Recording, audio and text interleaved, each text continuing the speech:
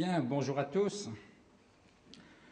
Donc, la question qui nous a été posée, pour prendre la formulation la plus synthétique, c'est donc valeur universelle ou bien valeur universalisable. Ma réponse, pour la dire d'entrée de jeu en quelques mots, c'est qu'il n'y a pas de valeur absolument universelle. En fait, je veux dire par là des valeurs qui, en fait, vaudraient partout et toujours et pour tous. Il n'y a pas de valeur absolument universelle en fait, mais il y a, évidemment, des valeurs universalisables en droit. C'est-à-dire des valeurs qui pourraient, sans contradiction, valoir pour tous. Valeurs universalisables en droit dont nous pouvons faire et dont nous devons faire qu'elles deviennent de plus en plus universelles en fait. Et c'est ce qu'on appelle en gros les droits de l'homme. Mais si nous sommes tous d'accord pour dire que ces valeurs universalisables, les droits de l'homme, doivent devenir de plus en plus universelles en fait, le de plus en plus suffit à prouver qu'on n'est pas dans l'absolu, qui par définition n'est pas susceptible d'un progrès ou d'une quantification. Alors, c'est quoi l'universel? Moi, je proposerais volontiers, pour faire court, la définition suivante. Est universel ce qui est vrai dans l'univers entier. Toujours, partout. C'est ce que j'appelle un universel absolu. Ou bien, et c'est ce que j'appellerais un universel relatif, est universel ce qui vaut pour la totalité d'un ensemble donné. Pas pour tout l'univers, mais pour la totalité d'un ensemble donné. Exemple d'universel absolu. E égale mc2. L'énergie est égale au produit de la masse par le carré de la vitesse de la lumière. Oui, mais attention, parce qu'en vérité, cette proposition-là est doublement universelle.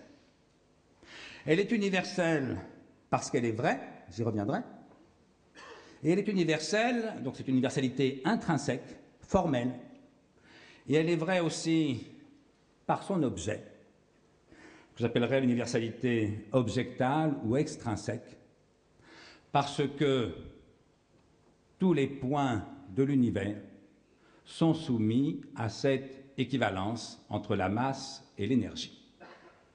Alors que si je prends une toute autre vérité, Luc Ferry et moi, et nous tous, nous sommes ensemble en ce moment à la mutualité. Vous comprenez bien qu'il n'y a pas la même universalité objectale, je ne décris pas tout l'univers, je décris un tout petit point de l'univers, la grande salle de la mutualité. Oui, mais la proposition, nous sommes ensemble, vous et moi, en ce moment, elle est vraie. Question, où est-elle vraie? Elle est vraie, bien sûr, dans cette salle. Si quelqu'un dans cette salle dit « Non, non, nous ne sommes pas ensemble », soit il se trompe, soit il ment. Oui, mais si quelqu'un dans le jardin du Luxembourg est en train de dire que nous ne sommes pas ensemble, vous et moi, en ce moment, soit il se trompe, soit il ment. Autrement dit, la proposition « Nous sommes ensemble en ce moment » est exactement aussi vraie, exactement, dans le jardin du Luxembourg qu'ici. Elle est donc aussi vraie, évidemment, à New York ou à Shanghai. Si quelqu'un à New York ou à Shanghai prétend que vous et moi, nous ne sommes pas ensemble en ce moment, soit il se trompe, soit il ment. C'est donc vrai aussi sur la Lune, c'est vrai dans toute la galaxie, c'est vrai dans toutes les galaxies. Il n'y a pas un seul point de l'univers où la proposition « vous et moi, nous sommes ensemble en ce moment », vous et moi, il faut dire les noms, Luc Ferry et moi sommes ensemble en ce moment, ne soit pas vrai. Et là, c'est une universalité intrinsèque qui ne dépend pas de l'objet. L'objet décrit est un tout petit bout du réel, la grande salle de la mutu. Mais parce que la proposition est vraie, elle est nécessairement universelle. Autrement dit, vérité universelle, c'est un pléonasme.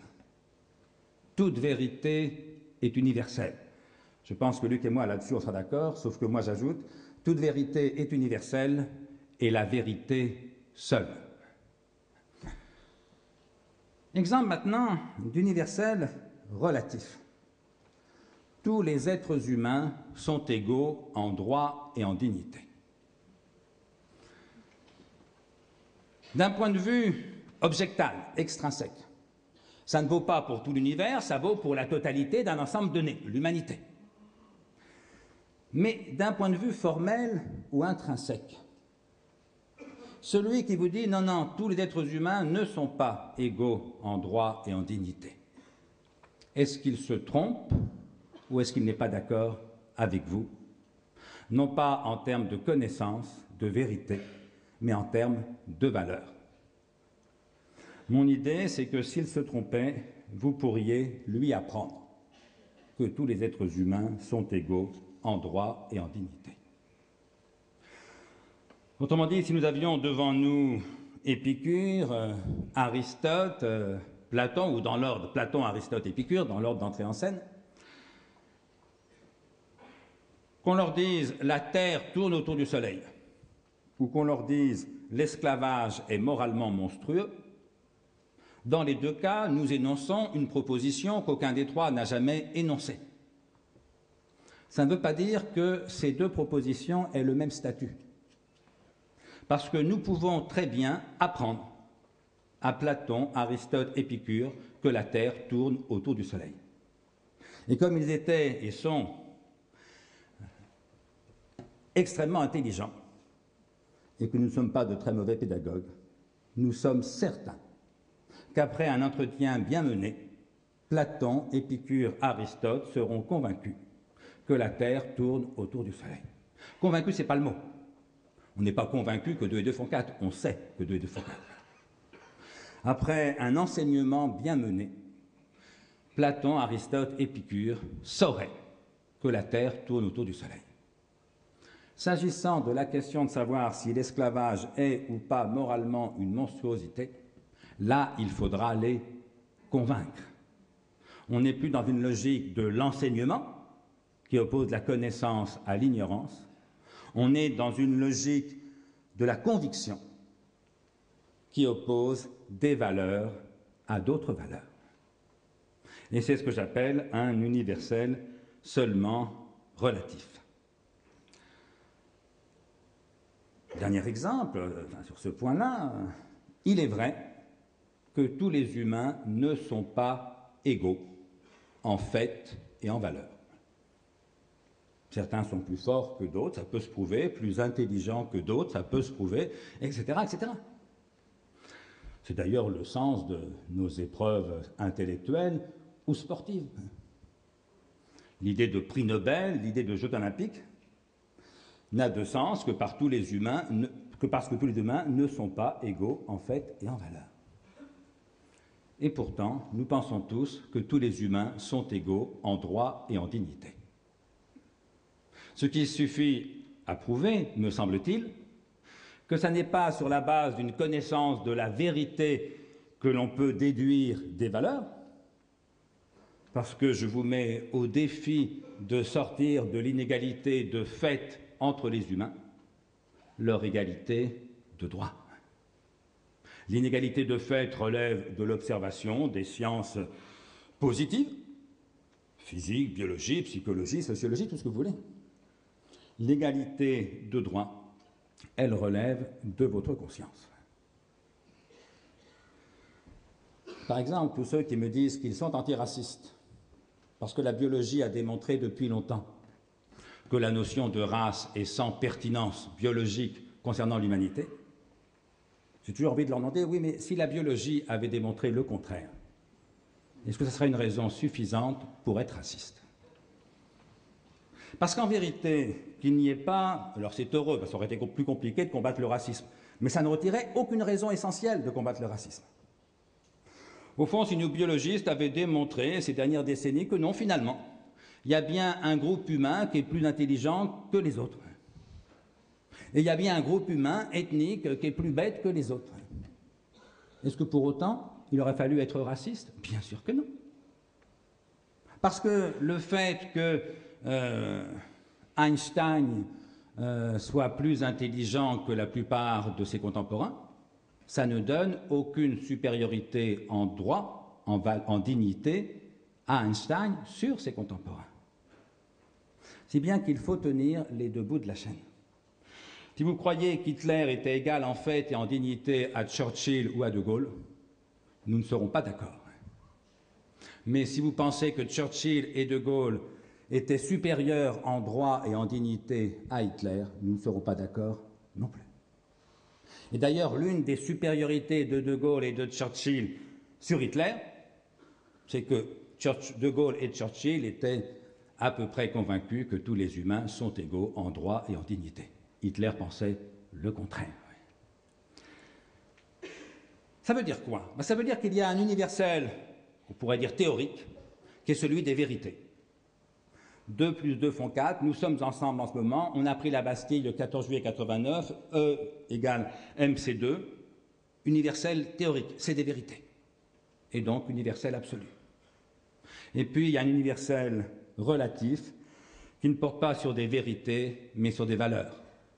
Or, une valeur n'est pas l'objet d'une connaissance, elle est l'objet d'un désir. Alors c'est là où nous sommes opposés, Luc et moi, avec toute l'amitié très forte qui nous unit, mais métaphysiquement opposés, de même que pratiquement très proches s'agissant de la défense des droits de l'homme, ça va de soi. C'est que moi, je suis partisan de ce qu'on peut appeler une métaphysique ou une métaéthique relativiste. Je crois que toute valeur est relative à une certaine société, à une certaine époque, à une certaine civilisation, plus fondamentalement à un certain désir. Parce que je crois, comme Spinoza, Éthique, proposition 3, pardon, livre 3, proposition 9, Scoli, que je résume, Spinoza écrit en substance, ça n'est pas parce qu'une chose est bonne que nous la désirons, c'est inversement parce que nous la désirons que nous la jugeons bonne. Ça n'est pas la valeur intrinsèque de l'objet qui gouverne le désir, c'est au contraire le désir qui donne de la valeur à son objet. Nous avons bien sûr le sentiment, tous, spontanément, que Spinoza a tort et que, conséquemment, Luc a raison. Parce qu'enfin, vous pourriez me dire, attendez, quand même, si je désire Monica Bellucci, c'est parce qu'elle est belle. Reconnaissez quand même qu'elle est plus belle qu'une guenon. Je vous ferai simplement observer que tous les singes pensent le contraire. Et que nous n'avons aucun titre, à ériger notre désir d'homme en vérité, ce qui revient à rejeter le désir des singes dans l'erreur. Mais j'ai envie de vous dire, un désir, il est ni vrai ni faux. Que vous préfériez les hommes ou les femmes, et quel que soit par ailleurs votre sexe à vous, on ne va pas dire aux homosexuels, non, mais t'as tort, aux homosexuels masculins, les femmes sont plus belles. Non, parce que les femmes, ordinairement, préfèrent malgré tout les hommes. Alors, ça nous surprend toujours, nous, mais enfin, c'est comme ça. Mais il en est pareil, de mon point de vue, de la justice et de la liberté. La justice ne vaut que pour ceux qui aiment la justice. La liberté ne vaut que pour ceux qui aiment la liberté. Et bien loin que ça soit une raison d'aimer moins la justice ou la liberté, c'est au contraire une raison de les aimer plus parce qu'elles ont besoin de notre amour. La physique n'a pas besoin de votre amour. E égale MC2, que ça vous plaise ou non.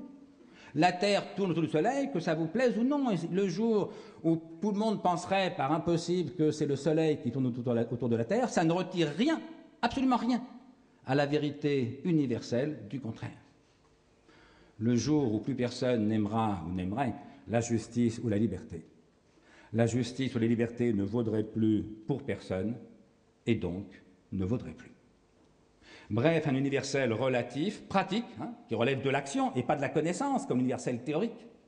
Un universel pratique, non seulement ne cesse pas de valoir pour autant, mais en un sens, il vaut d'autant plus qu'il a besoin de notre désir, de notre amour, de notre volonté pour valoir.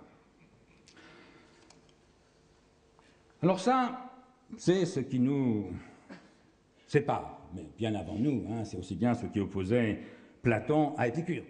Platon qui suppose des valeurs absolues, le bien en soi, Épicure qui dit il n'y a pas de valeur absolue. C'est le débat qui opposait Leibniz, qui pense qu'il y a des valeurs absolues, et Spinoza, qui pense qu'il n'y a de valeurs que relatives. C'est le débat qui opposait Kant, valeur absolue, et Nietzsche, valeur relative. Eh bien, c'est le même débat qui oppose Luc Ferry, valeur absolue, si je me permets d'anticiper un petit peu sur son propos, et Comte Sponville, valeur seulement relative. C'est un débat métaphysique comme tel passionnant, mais dont je ne suis pas sûr d'abord qu'on ait le temps de le traiter dans la petite demi-heure qui nous est accordée à chacun, sur laquelle d'ailleurs on a fait un livre, La Société moderne, Luc et moi, mais surtout qui ne doit pas masquer ni escamoter le combat commun que nous menons évidemment, Luc, moi, nous tous, pour défendre l'universalité relative et pratique, de mon point de vue, ou absolue du point de vue de Luc, des droits de l'homme. Alors Luc va m'objecter souvent, mais quand même, tu ne vas pas me dire que le fait qu'il ne faille pas découper les enfants en morceaux, ce n'est pas universel. Je lui accorde volontiers l'universalité relative de la chose. Ce n'est pas une objection à faire au tigre qui dévore l'enfant. Mais surtout, j'ai envie de dire à Luc, personne ne se demande si on a le droit ou pas de découper des enfants en morceaux. La question qu'on se pose, c'est autre chose. C'est par exemple, est-ce qu'on a le droit ou pas d'expulser les immigrés clandestins? Là, il y a des divergences entre nous, j'imagine. Et pas des divergences comme on va trouver un fou, un sadique, un salaud qui découpe des enfants en morceaux. Non, mais là, entre des gens qui sont des gens plutôt bien, tous républicains, tous démocrates, tous laïcs, tous humanistes. Certains pensent qu'on a le droit d'expulser les immigrés clandestins. D'autres pensent qu'on n'a pas le droit. Même chose, est-ce qu'on a le droit de pratiquer ou non l'avortement? Vous me direz, mais bien sûr, regardez la loi Veil, mais la loi Veil vous donne le droit juridique. Mais aucune loi ne peut vous donner le droit moral de pratiquer l'avortement. Et dans la salle, il y a des tas de gens qui pensent que l'avortement est un acte, ou que tel avortement, parce qu'en vérité, il faudrait rentrer dans les détails, il n'y a que des cas singuliers, mais que tel avortement est moralement acceptable, et d'autres, tout aussi démocrates, tout aussi humanistes, qui pensent que le même avortement est moralement inacceptable. Même chose pour l'euthanasie. Est-ce qu'on a le droit ou pas d'aider à mourir celui qui souffre atrocement d'une maladie incurable et qui vous le demande expressément? Les uns ici pensent que oui, d'autres pensent que non. Et je ne vois pas quel universel absolu permettrait de trancher et d'expliquer à celui qui n'est pas d'accord avec moi qu'il a tort. C'est pas qu'il a tort, c'est qu'il n'a pas les mêmes valeurs, ou plutôt, je vais vite, je m'en excuse, il n'a pas la même hiérarchie entre les valeurs. Parce que je vais vous dire, le plus souvent, en matière de valeurs, tout le monde est d'accord. Au sein d'une civilisation donnée, et même de plus en plus du fait de la mondialisation, qui entraîne aussi une mondialisation civilisationnelle, de plus en plus, tout le monde est d'accord sur les valeurs dans le monde entier. Si vous trouvez quelqu'un qui vous dit en gros que l'égoïsme c'est mieux que la générosité, que le mensonge est moralement supérieur à la sincérité, que la violence et la cruauté valent mieux que la douceur et la compassion, que la haine vaut mieux que l'amour, mettez-le sous cloche, parce qu'ils sont quand même de moins en moins nombreux. Ce qui nous oppose le plus souvent, ça n'est pas que nous aurions des valeurs différentes, c'est qu'entre des valeurs qui sont de plus en plus communes, nous ne faisons pas la même hiérarchie. Prenons l'exemple de l'avortement, vous pourrez en prendre d'autres, mais j'en prends l'avortement. Ceux qui se sont battus contre et qui se battent contre, ou simplement qui se l'interdisent pour eux-mêmes, le font ordinairement au nom du respect de la vie. Mais ceux qui, comme moi, se sont battus pour la loi Veil, ça ne veut pas dire qu'ils ne respectent pas la vie. Mais eux, ils se sont battus au nom de la liberté, en général, et de la liberté des femmes en particulier. Mais ça ne veut pas dire que ceux qui sont contre l'avortement, contre la loi Veil d'une part et contre l'avortement d'autre part, c'est deux problèmes différents encore une fois, ça ne veut pas dire qu'ils soient contre la liberté des femmes ou qu'ils soient indifférents à la liberté des femmes. Autrement dit, tous ici, nous sommes et pour le respect de la vie et pour la liberté des femmes. Mais certains mettent le respect de la vie plus haut que la liberté et en concluent, ce qui peut être légitime, qu'il faut s'interdire tout avortement et que peut-être, de leur point de vue, il fallait que la loi continue à interdire tout avortement. D'autres, dont je suis, mettent la liberté encore plus haut que le respect de la vie et en concluent que c'est donc légitimement que la loi Veil, sans régler le fond moral du problème, a renvoyé la responsabilité aux individus, aux couples et d'abord aux femmes concernées. Je crois qu'on peut dire la même chose, mutatis mutandis, même si bien sûr c'est moins clair, mais entre les civilisations. Parce que on oppose souvent, par exemple, l'Occident qui privilégie les libertés individuelles à l'Orient, qui privilégierait l'intérêt du groupe.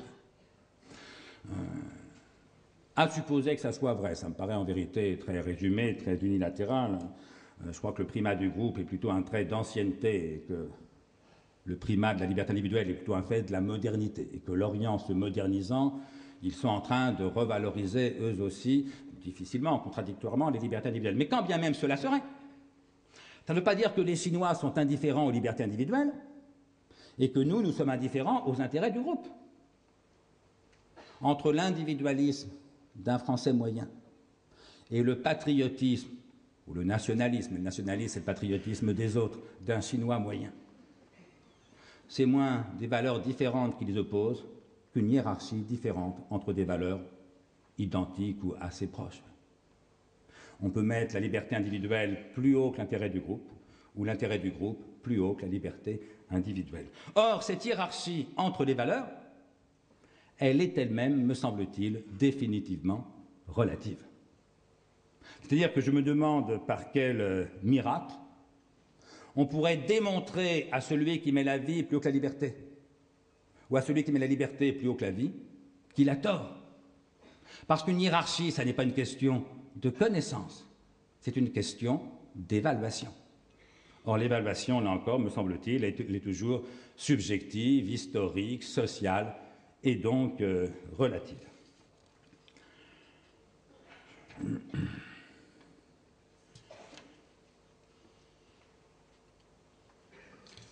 Alors, de ce point de vue, alors, le modèle des valeurs occidentales est-il en échec? C'est l'une des questions qu'on doit poser.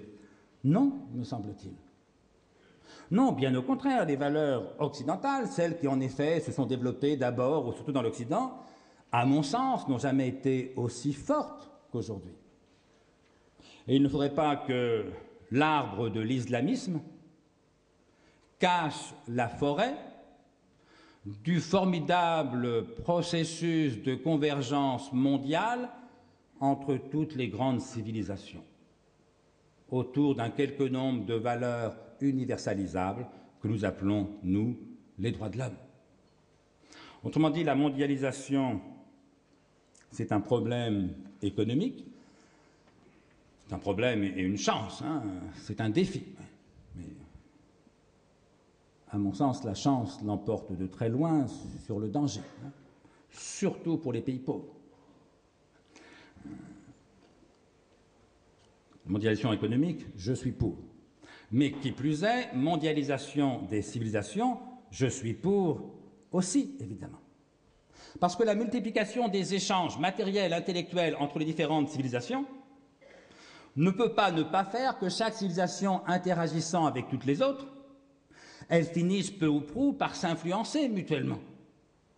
Et c'est bien parce que Ben Laden a senti le danger que représentait pour sa conception de l'islam cette mondialisation civilisationnelle qu'il a entrepris de bloquer ce processus de rapprochement des civilisations en rentrant dans un choc violent, le terrorisme.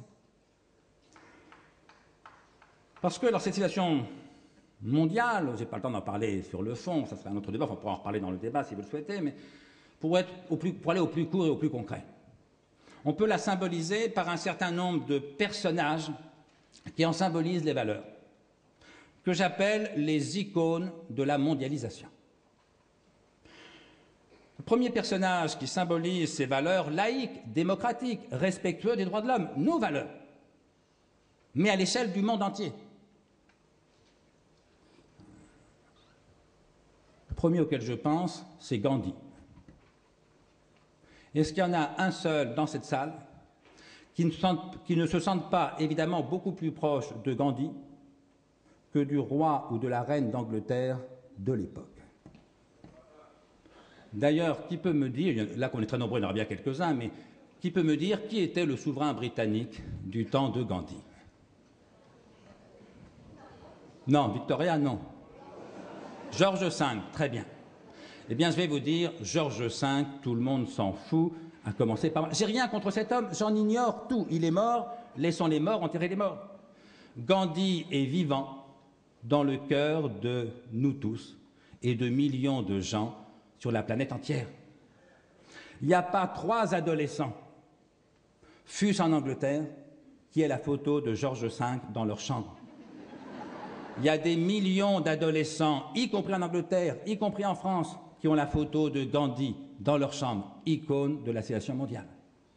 Deuxième personnalité qui résume à l'échelle de la planète ses valeurs laïques, démocratiques, respectueuses des droits de l'homme, deuxième icône de la civilisation, le pasteur Martin Luther King. Je sais bien qu'il n'a pas la même religion que Gandhi, qu'il n'est pas de la même civilisation que Gandhi, mais qui ne voit que les valeurs que professait Gandhi d'un côté et le pasteur Martin Luther King de l'autre sont clairement convergentes sur l'essentiel et que ce sont nos valeurs. Et Martin Luther King est révéré dans le monde entier parce qu'il a su se battre pour ses valeurs. Troisième icône, je vais très vite, Nelson Mandela, dont l'intelligence, le charisme invraisemblable, l'humanisme ont épargné à son pays le bain de sang dont, quand j'étais jeune, on ne savait pas s'il fallait le souhaiter ou le redouter. Quatrième icône de la civilisation mondiale, le Dalai Lama. Non pas que je sois, Luc, d'accord avec tout sur le Dalai Lama, mais qui clairement représente des valeurs, en gros, qui sont, au moins à l'échelle du monde, des valeurs laïques, démocratiques, respectueuses des droits de l'homme. Cinquième icône de la mondialisation, Taslima Nasrin, qui a été condamnée à mort par une charia parce qu'elle avait osé se dire athée. C'est son seul crime, ils l'ont condamnée à mort. Et qui symbolise depuis le combat pour la liberté de conscience et pour les libertés des femmes à l'échelle de la planète entière. Cinquième, j'ai peu de temps, icône de la civilisation mondiale, prenons une icône collective. Les étudiants chinois de la place Tiananmen, massacrés par la police du régime de Pékin, alors qu'ils criaient, ces étudiants, le fait est avéré par des témoins, ils criaient liberté, égalité, fraternité. Si ce n'est pas les valeurs d'une civilisation mondiale, qu'est-ce que c'est? Alors, on n'est qu'au début du chemin. On pourrait rester plus de temps, je rentrerai davantage sur la complexité, les contradictions de tout ça, mais que ce chemin ait commencé, il faudrait être aveugle pour ne pas le voir. Et qu'il faille le continuer, il faudrait être fou pour ne pas le comprendre. En conclusion, je dirais simplement que les droits de l'homme sont donc, de mon point de vue, des valeurs universalisables en droit. Et c'est sur quoi Spinoza et Kant, et Luc et moi, nous sommes d'accord. Les droits de l'homme sont des valeurs universalisables en droit, à nous de faire qu'ils deviennent de plus en plus universels en fait. Cette universalité restera bien sûr relative d'un point de vue métaphysique ou métaéthique. Les droits de l'homme ne valent que pour les humains et que du point de vue de l'humanité. Mais n'en sera pas moins universel pour autant à l'échelle de l'humanité. Bref, n'attendons pas que l'univers soit devenu humaniste, ce qui serait au fond la seule façon de faire que l'humanisme soit vraiment universel. N'attendons pas que l'univers soit devenu humaniste pour défendre les droits de l'homme. N'attendons pas de savoir qui a métaphysiquement raison, de Spinoza ou de Kant, de Comte-Sponville ou de Luc Ferry. On ne le saura jamais, la philosophie n'est pas une science. N'attendons pas de savoir qui a métaphysiquement raison de Spinoza ou de Kant pour faire ce sur quoi ils sont d'accord. Combattre l'oppression et la barbarie, défendre la liberté, la justice et l'humanité. Je vous remercie pour votre attention. D'abord,